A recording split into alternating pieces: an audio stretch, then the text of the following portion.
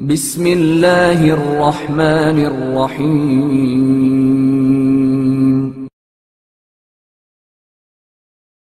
جانوروں سے حسن سلوک۔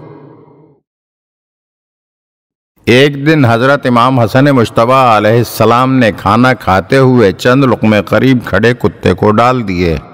کسی نے کہا، فرزند رسول، اگر آپ اجازت دیں تو کتے کو یہاں سے ہٹا دوں؟